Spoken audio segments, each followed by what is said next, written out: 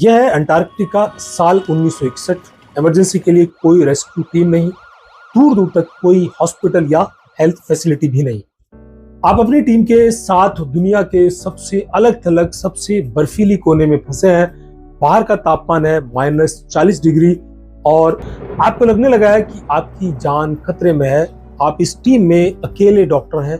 आपको मालूम है कि ये एक्यूट अपेंडिसाइटिस का दर्द है और अगर समय पर इलाज नहीं हुआ तो मौत निश्चित है।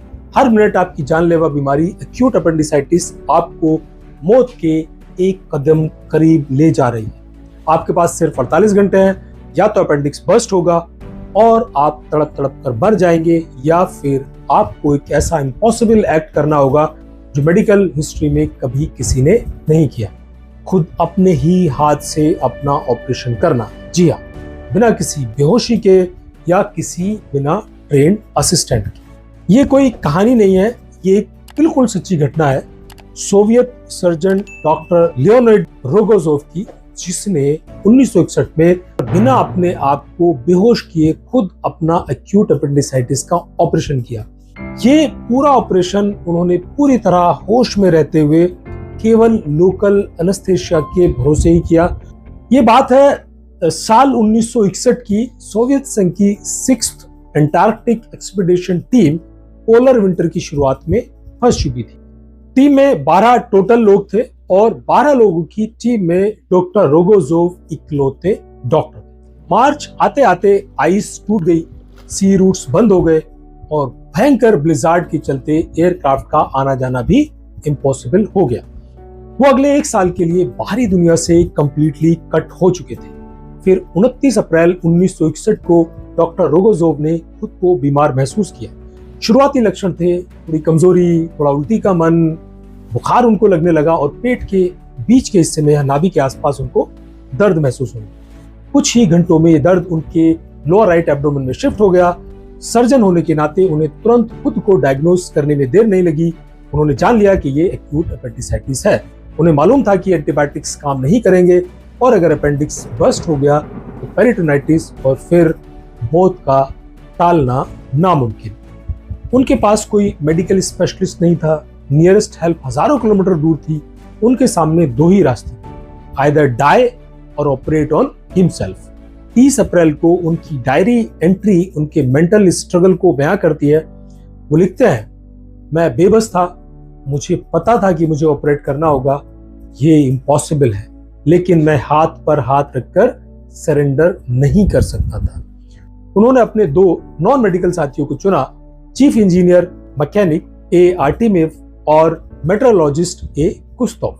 इन्हें असिस्टेंट के तौर पर ट्रेन किया गया। सोचिए उन 2 असिस्टेंट का क्या हाल हुआ होगा जो अपनी आंखों के सामने अपने डॉक्टर को सेल्फ म्यूटिलेट करते देखने वाले थे। ए आर्टिमेव और ए कुस्तोव का काम था इंस्ट्रूमेंट्स को पकड़ना, लैंप की पोजीशन करना और सबसे जरूरी अगर डॉक्टर अनकॉन्शियस हो जाए तो उन्हें एड्रेनलिन का इंजेक्शन देना। ये भी अपने आप में एक असाधारण बात थी। एक साधारण बेड को ऑपरेटिंग टेबल में बदला गया। डॉक्टर रोगोजोव ने खुद को एक सेमी रिक्लाइनिंग पोजीशन में रखा ताकि उन्हें अपने पेट तक पहुंचने में थोड़ी आसानी हो। रात 10:15 पर उन्होंने सर्जिकल नाइफ अपने हाथ में पकड़ लिया। इतिहास का ये अनप्रेसिडेंटेड ऑपरेशन शुरू हुआ। सबसे पहले उन्होंने अपनी एब्डोमिनल वॉल पर 0.5% नोवोकेन का लोकल एनेस्थेसिया दिया, जो उसको लोकली सुन कर दे, जिससे कि जहां चीरा लगाए वो हिस्सा सुन हो जाए और उनको चीरा लगाने में दर्द ना हो। इसका मतलब था कि ऑपरेशन के दौरान पूरी तरह वो जगे हुए थे और दर्द को महसूस कर सकते थे। उन्होंने करीब 8 से 10 सेंटीमीटर का एक इंसिजन अपने एब्डोमेन में लगाया। दिक्कत ये थी कि उन्हें सीधे कुछ नहीं दिखाई दे रहा था। एक गलत इंसिजन जान ले सकता था। तो उन्होंने फिर सोचा कि कुछ किया जाए और उन्होंने मिरर का इस्तेमाल करने की कोशिश की, जिसमें वो इन्वर्टेड व्यूज देख रहे थे जो उनके लिए डिफिकल्ट बनी हुई थी, जिससे उनको डिसोरिएंटेशन हुई। उन्हें जल्द ही मिरर भी छोड़ना पड़ा और ब्लाइंडली काम करना पड़ा अपने हाथों से महसूस करके। वो सीधे अंदर नहीं देख सकते थे। हाथों की पोजीशन, अपेंडिक्स की पोजीशन देखना मुश्किल था, इसलिए उन्हें सर्जिकल ग्लव्स भी हटाने पड़े ताकि वो केवल टच से छूकर अपने इंटेस्टाइन के बीच अपेंडिक्स को ढूंढ सके। 30 से 40 मिनट के बाद वीकनेस और डिजीनेस ने उन्हें घेर लिया। दर्द इतना इंटेंस था कि वो लगभग फेंट होने वाले थे। संघर्ष करते हुए उन्होंने अपनी इंटेस्टाइन्स को संभाला। एक जगह उन्हें गलती से सीकम को भी इंजर कर दिया, जिसको उन्होंने सूचर लगाना पड़ा। सोचिए। फिर आखिरकार इन्हें अपेंडिक्स मिला। उन्होंने देखा कि उसके बेस पर एक डार्क स्टेन था जो बताता था कि वो किसी भी पल फटने वाला था। उन्होंने अपेंडिक्स को रिसेक्ट किया, एंटीबायोटिक्स लगाए और अंत में खुद को सूचर किया। ऑपरेशन पूरा होने में लगा 1 घंटा 45 मिनट। ऑपरेशन सफल रहा। अगले दिन डॉक्टर रोगोजोव का फीवर उतरने लगा। एंटीबायोटिक शुरू कर दिए थे उन्होंने अपने। 5 दिनों में बुखार पूरी तरह से उतर गया और 7 दिनों बाद उन्होंने को अपने स्टिचेस खुद ही काट दिए।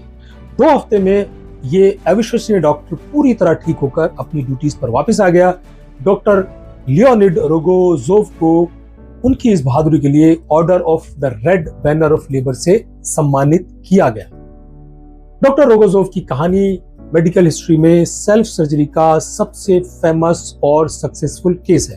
ये सिर्फ एक मेडिकल फीट नहीं था, बल्कि ह्यूमन सर्वाइवल इंस्टिंक्ट और प्रोफेशनल डेडिकेशन की चरम सीमा थी, जीती जागती मिसाल थी। जब हर उम्मीद खत्म हो गई थी, तब इस डॉक्टर ने इम्पॉसिबल को पॉसिबल करके दिखाया। इस इनक्रेडिबल स्टोरी के बारे में आपके क्या विचार हैं, हमें कमेंट्स में जरूर बताएं और ऐसी ही और वेरीफाइड स्टोरीज के लिए हमारे चैनल को सब्सक्राइब करना ना भूलें। थैंक यू, धन्यवाद।